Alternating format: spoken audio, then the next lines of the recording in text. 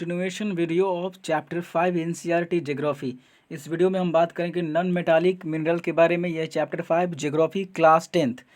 मीका के बारे में बात कर लेते हैं। सबसे पहले कि इसका उपयोग काफ़ी किया जाता है, ये चीज़ मल्टीपर्पस यूज़ है इसका। और ये मिलता है आपको इग्नियस एंड मेटामॉर्फिक दोनों टाइप के चट्टानों में, रॉक्स में।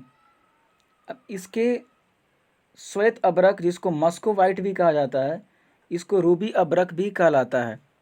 Mika can be clear, black, green, red, yellow और brown due to its excellent dielectric strength, low power loss factor, insulating property and resistance to high voltage. Mica is one of the most indispensable minerals used in the electric and electronic industries. अब इस इतना लंबा प्रवचन को answer writing में भी और कहीं भी यूज करा जा सकता है, याद रखा जाता है। ड्यू टू इस एक्सीलेंट डाइलेक्ट्रिक, ये सब क्या है? इंडिस्पेंसिबल, मतलब इसके अलावा दूसरा किसी का यूज न किया जा सके, इतना ज़्यादा है। इंडिया में कहाँ कहाँ मिलता है? अभ्रक के पूरे प्रोडक्शन में इंडिया का स्थान नंबर 1 है पूरे दुनिया में, और पूरे देश में झारखंड, आंध्र प्रदेश, राजस्थान इसके टॉप प्रोड्यूसर हैं।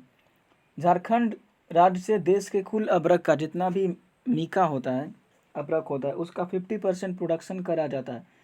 बिहार में भी मुंगेर, गया, आंध्र प्रदेश में नेल्लोर और राजस्थान में थोड़ी बहुत भीलवाड़ा वगैरह में होती। तो ये अब अगली बात कर लेते हैं लाइम स्टोन की।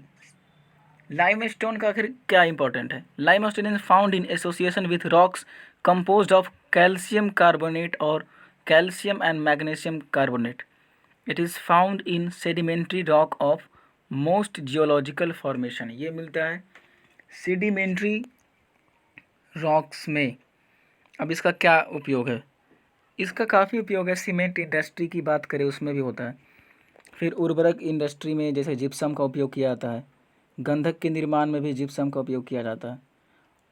तो लाइमस्टोन का भी, जैसे मार्बल भी लाइमस्टोन से ही जब ट्रांसफॉर्म हो जाता है तो वो मार्बल बन जाता है।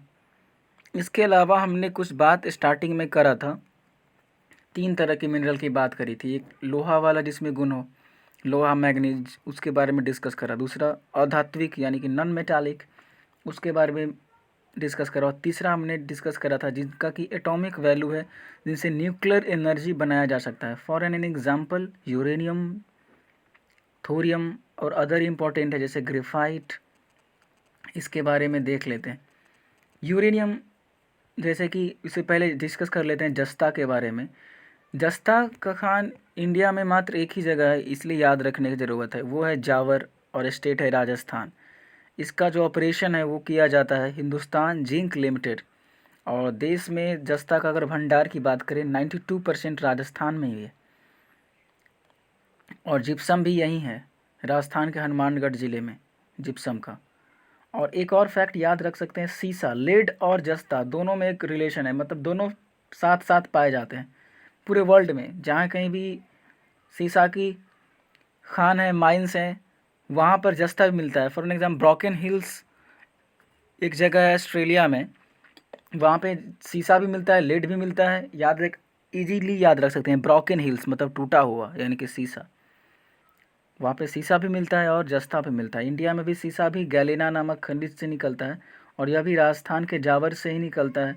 अब इसको भी हिंदुस्तान जिंक लिमिटेड के द्वारा ही निकाला जाता है। थोरियम जो मोनाजाइट बालू में मिलता है, प्रीवियस वीडियो में हमने इसको डिस्कस करा है फर्स्ट चैप्टर में ही। ये केरल के जो कोस्टल एरिया है वहाँ पे मिलता है। नेक्स्ट बात कर लेते हैं यूरेनियम के लिए न्यूक्लियर एनर्जी, जो भविष्य का एनर्जी है, जिसके लिए इंडिया चाहता है कि न्यूक्लियर सप्लायर ग्रुप में भी शामिल हो जाए। यूरेनियम पिंच ब्लेड थोरियनाइट से ही मिलता है। इंडिया में यूरेनियम की जो प्राप्ति है वो आर्कियन रीजन के रॉक्स में ज़्यादा मिलता है। इंडिया में झारखंड में एक जगह है जादूगोरा, उसमें वहाँ पे एक पट्टी है, वहाँ पे एक बेल्ट है यूरेनियम का। अगर बात करें अदर जगहों पर नॉर्थ ईस्ट में, तो मेघालय में यूरेनियम का 16% भंडार है। खासी रेंज में, खासी पहाड़ी का नाम है, एक जगह है महाडस्क जगह है वहाँ पे यूरेनियम भी मिलता है, और इंडिया में यूरेनियम निकाला जाता है यूरेनियम निगम लिमिटेड यूसीआईएल के द्वारा। इतना काफ़ी है, और बाकी भी चीज़ें जैसे बेरिलियम, टाइटेनियम, तो फिर 2-3 दिन तक भी डिस्कस हो सकता है ऐसे तो। लेकिन बेरिलियम की बात करते हैं। बेरिलियम मिलता है इग्नियस रॉक से, और इसका भी काफ़ी मल्टीपर्पज़ यूज है।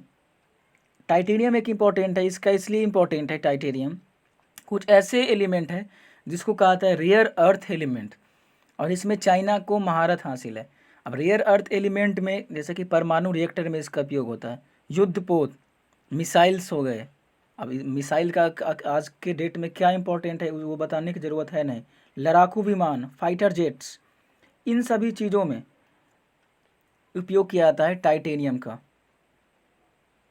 अब कुछ बचा नहीं, जिप्सम भी कर लिया।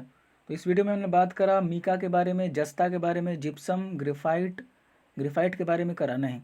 ग्रेफाइट भी काफ़ी इंपॉर्टेंट है, इसको कई बार आप क्वेश्चन पूछ लिया जाता है। 2-3 क्वेश्चन तो फेमस है कि परमाणु शक्ति के रिएक्टरों में मंदक के रूप में किसका उपयोग किया जाता है, तो इसमें ग्रेफाइट है। फिर उसके बाद किसको काला शीशा भी कहा जाता है, तो इसमें भी ग्रेफाइट ही है। और इसको प्लम्बगो भी कहा जाता है, ऑफ्टन ये क्वेश्चन पूछ लिया जाता है। इंडिया में वही राज्य झारखंड और उड़ीसा, आंध्र प्रदेश। तो नेक्स्ट वीडियो में एनर्जी रिसोर्सेज के बारे में बात करेंगे। शॉर्ट रखते हैं वीडियो को, conventional and non conventional energy resources.